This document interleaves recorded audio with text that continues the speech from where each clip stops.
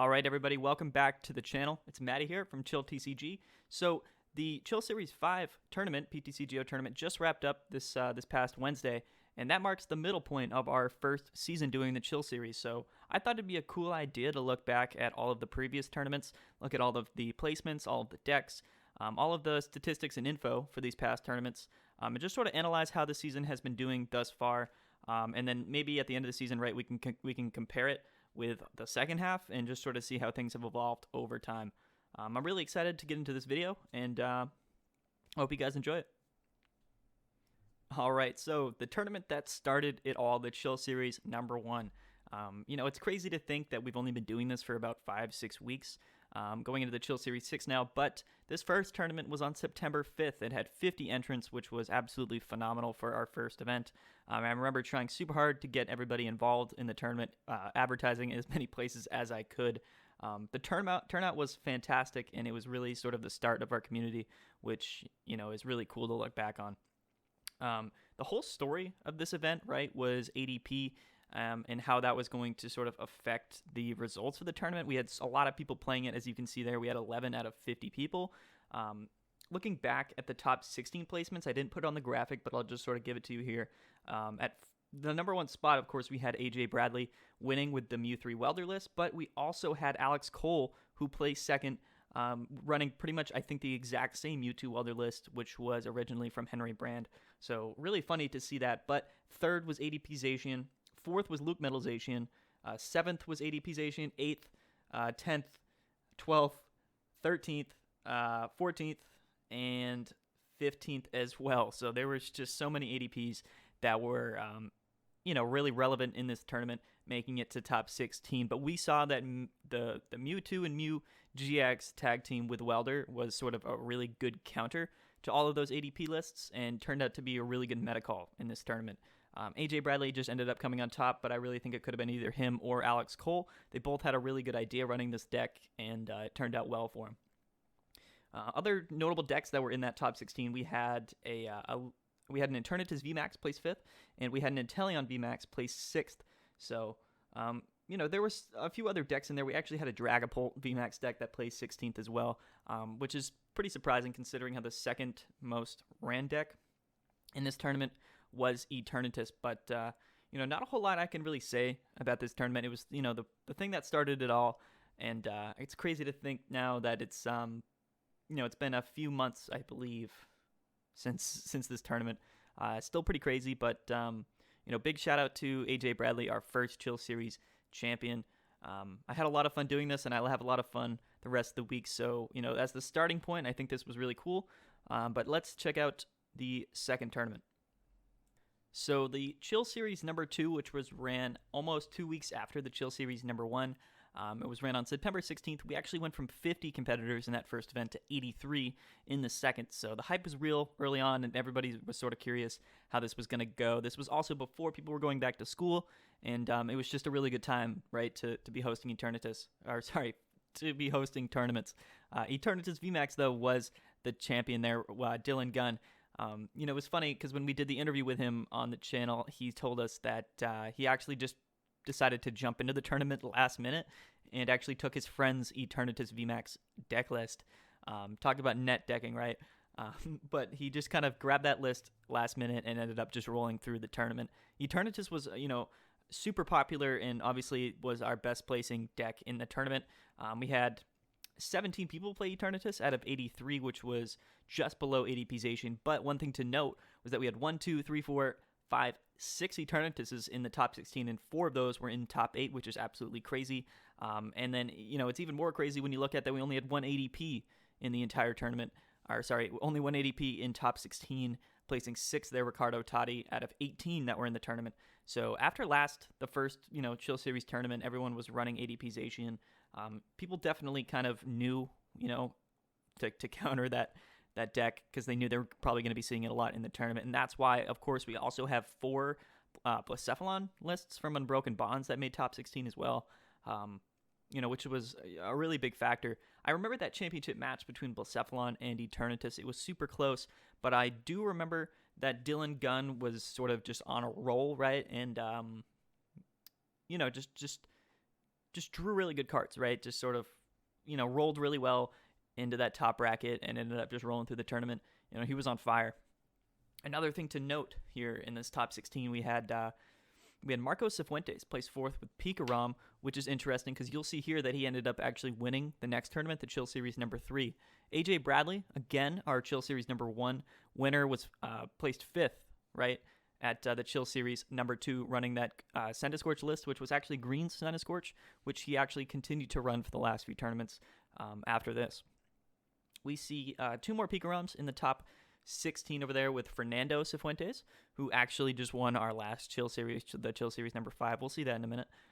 And then we had one Decigoons place 15th, which is kind of cool. We haven't seen a whole lot of people play Decigoons in this tournament, in these tournaments, but it's cool to see one here in top 16. If we look at this deck distribution of this tournament, of course, we see a lot of ADPZ, a lot of Eternatus, right? That was almost half the tournament with just those 2 decks there. But we also saw 9 Pikarom, 7 Centiskorch, and 6 Blacephalon. So those 3 decks, even right now, currently, about a month after this tournament happened, are 3 of some of the most popular decks that people are running right now. There was actually 4 Decigoons, so it was cool, right, that one of those did make it to top 16. And out of the 7 Centiskorches, only one made it to top 16 too, which was pretty interesting. Mew3 Welder, though, people sort of, after it won the first tournament, that was another deck that people were really prepared for going into Chill Series number 2.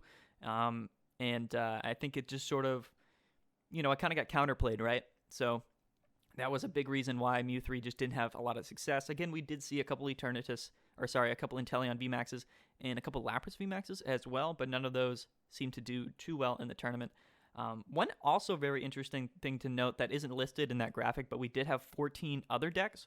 So all the decks that I included in these graphs that say other just means that, there was only one person running that specific deck archetype in the tournament, which means that we had 14 individual sort of different decks that people were running on top of all of the ones that are actually listed in that graph, which is actually crazy when you think about it. And it's also kind of crazy to think about none of those 14 decks made it into top 16. So, the meta and the meta decks were definitely running supreme here in this second tournament. But, I have fond memories of this tournament. It was really cool to have all 83 people there. Just a really cool event. So that's going to do it for Chill Series 2. Let's move on to the Chill Series number 3.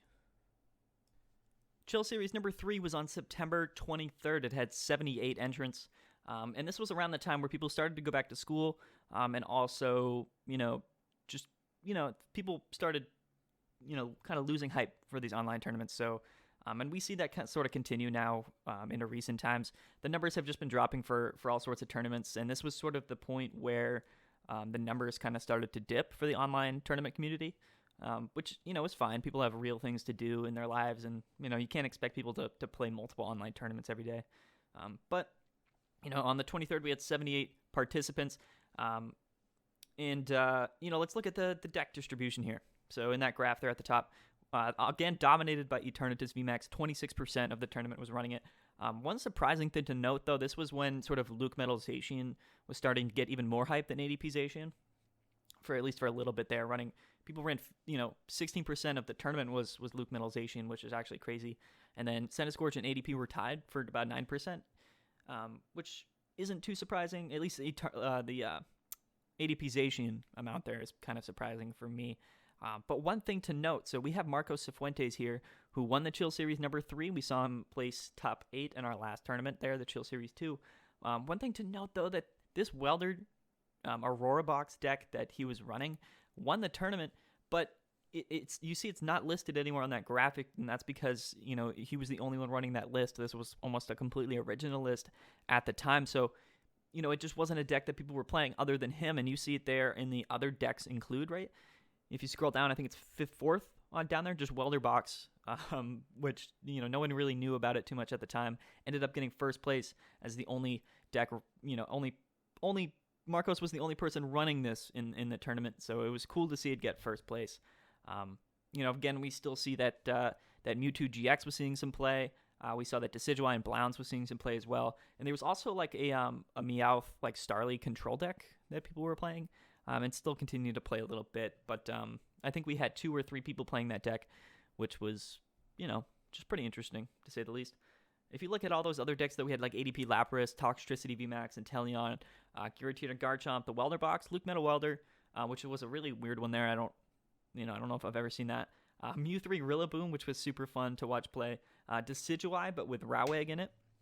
Sandaconda V, Vikavolt V, and then Marshadow and Machamp. So all of those decks, people were only running one of in the entire tournament.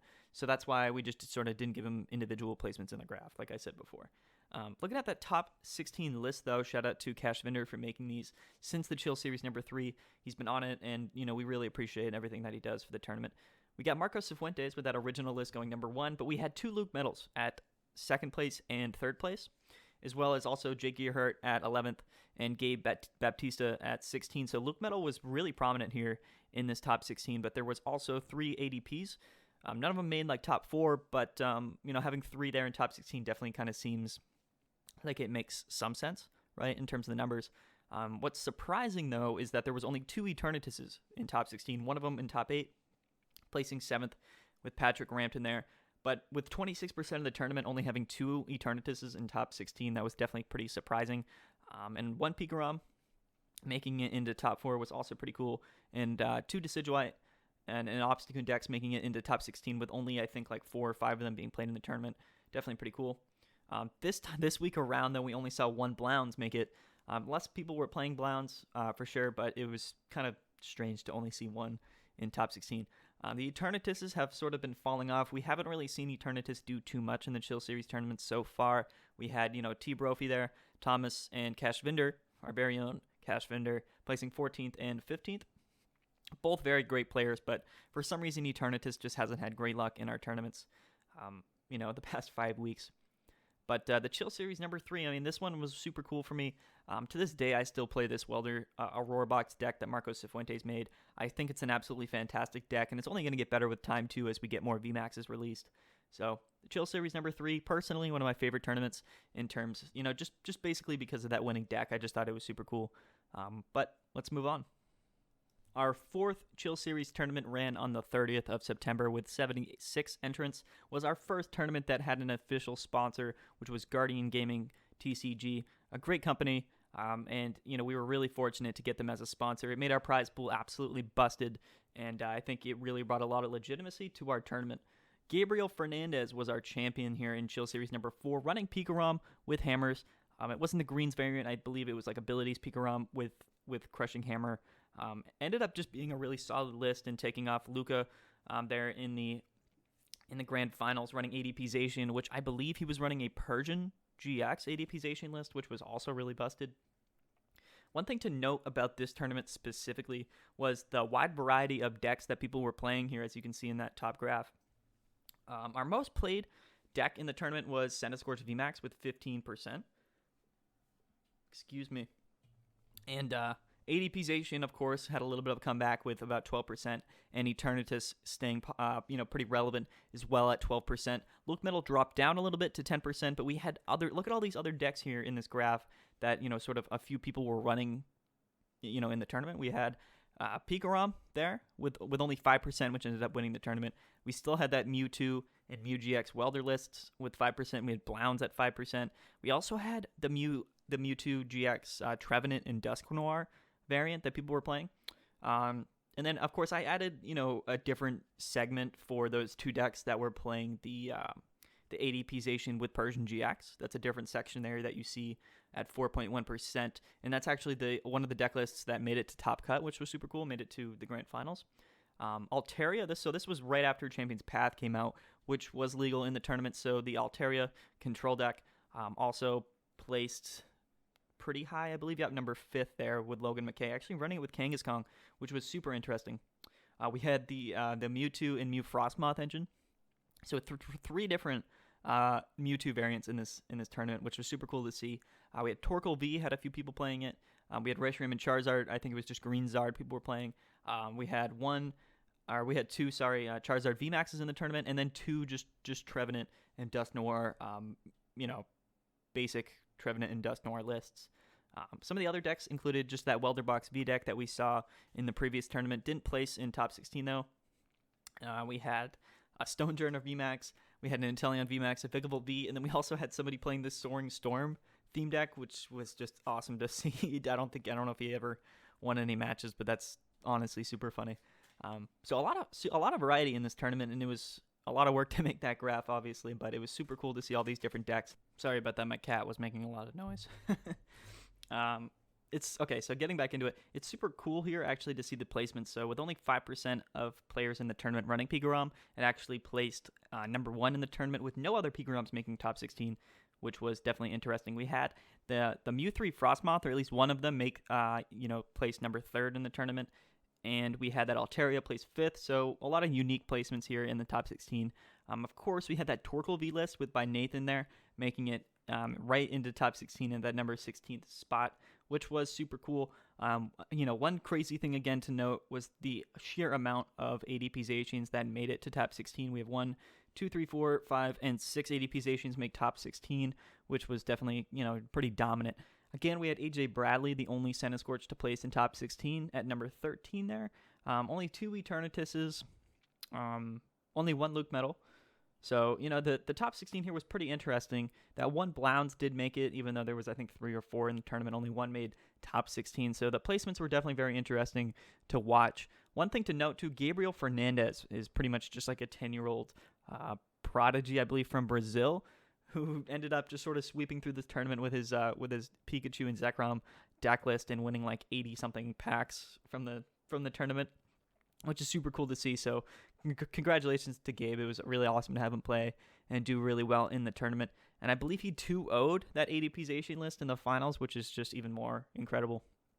But the Chill Series number 4, again, just an absolutely fantastic tournament. And I want to give a big thanks to Guardian Gaming TCGs, who's also actually sponsoring our Chill Series number 6 tournament coming this Wednesday. And last here on our list, the last tournament that we had was the Chill Series number 5, which was sponsored by Card Cavern TCGs. Again, huge shout out to Card Caverns, one of our 2 amazing sponsors so far this season. We really enjoyed having them for the tournament. 63 entrants played ran on October 7th. The numbers, just like I said earlier, in these last few weeks have really started to decline as everybody has gone back to doing things that they really just need to do in their everyday lives, and I completely understand that. But our community is great. Our community is strong, so we still had a wide variety of players in the tournament, which I really, really appreciate. Looking at the champion here, though, we had again another almost unique deck list here played by Fernando Cifuentes, the brother of our Chill Series number 3 champion, Marco. And he was running this really interesting Charizard and Braixen GX deck that was running like Stamps, Hammers, Jesse James, just a super disruptive style Charizard and Braixen GX deck list. And it ended up being just like a really great meta call. If you look at our deck distribution there, we had 9 ADP Zacians, 7 Luke Metals. A lot of those were in top 16, right? But Charizard and Braixen just sort of seemed to do really well against those deck lists, which was a big reason why Fernando ended up winning the tournament. Charizard and Braixen is just super strong, being able to consistently hit for 180, which is also hitting weakness on like Luke Metal and Zacian. It's super cool, right? Because you get to just search for any 3 cards in your deck. If this is late game and you're even behind, you can search for like a Stamp and a Jesse James or even a Hammer. And, potentially you can drop your opponent down to a 0-card hand going into their next turn while discarding some of their energy. So it can definitely be super strong in that late game. And disruption and energy denial and hand disruption is just super powerful in the format right now. And putting that all into a really consistent welder deck made this deck really, really fantastic. So I would definitely, advise you to go check that out. Check out this deck list. Try it for yourself. I've seen a lot more people playing it recently since it got the win here this past week. And, it's a deck that I really enjoyed playing, but a deck that I honestly hate playing against. Taking a look at this top 16 here. So Blounds did really well in this tournament. We had 6 in top 16, half and half, 3 in top 8. Lucas Oldale actually made it to the grand finals with Luke Metal Zacian, which was just honestly really unfortunate for him that he had to go against this Charizard and Braixen in the finals. But if you guys go back and watch our video that I posted, playing back the championship match, it was super, super cool to see him. He actually brought it to game 3 in that second game. He was a nail biter, honestly, but he somehow came back and ended up winning that game based off of his energy denial that he was also running hammers in that Luke Metal list. We saw two Pikarom in the top 16, only one Mew3 Weller in top 16. Juan and Andre there making 16th again in the tournament with that Torkoal list, just sort of barely making it into the top cut, but still really cool to see him there. We had 1, 2, and 3 ADP-zations. Only 3 ADP-zations out of 9 make it, and 2 Luke Metals out of 7 make it. Man, just looking at this, it's a couple things really stand out though. One thing for me is out of all 13 Centiskorches that were being played in this tournament, none of them made top 16, which is honestly just super crazy. And out of the 6 Eternituses that saw play, none of them made top 16 either. And those 2 decks, like I said, just haven't had great luck recently in the Chill Series, especially Centiskorch VMAX. Eternatus was a big surprise that only 6 people were running it. But, none of them really, obviously made it to top 16 anyway. Looking at some of these other decks, though, we had 1 player played Decidueye by Goons, 1 Mew3 Welder. We had, which made top 16, 1 Mew3 Frostmoth, 1 Mad Party, 1 Dragapult VMAX and Lycanroc, which is actually, I think, personally a really powerful deck right now in the format. 1 Torkoal V, which ended up with that top 16 spot. 1 Rillaboom VMAX and 1 Giratina and Garchomp. So again, a lot of variety in this in this tournament here in the Chill Series number 5. This was sort of, the tournaments keep getting better and better every week. And personally, I just have a whole lot of fun running these. So it's super cool to see how things have evolved over these last few weeks. That's going to be it, I think, for our mid-season wrap up. One thing that I want to let you guys all know is that these 10 tournaments that we're running in this first season are all going to result and sort of amalgamate into our Chill Series Invitational that is going to be run at the end of this season. This Chill Series Invitational is going to have 32 of our best players, our top placing competitors over this first season, and of course all of those points in the rankings are based off of your top cut placements throughout season 1. But the top 32 players are going to compete for an absolutely massive prize pool here at the Chill Series Invitational. It's going to be super fun to do, and I really can't wait for that tournament to come up. So if you're watching this and you have not played in a Chill Series tournament, I highly suggest it. It's just a lot of fun. The prize support is fantastic. We stream Top Cut on Twitch, and we get a great turnout. The Chill Series number 4 actually was co-commentated by Jarishon, which was just super cool to have him on. I really appreciate it. Chill Series 5 was just me, though, as you guys probably see in the VOD if you've watched it. But yeah, I mean, I just want to give a big shout out to our sponsors, to our mods. Isaiah, you guys know him as Corollo in the Discord. He helps me organize and run the tournaments, so he's been an absolutely massive help, as well as the other mods and admins that are in the server.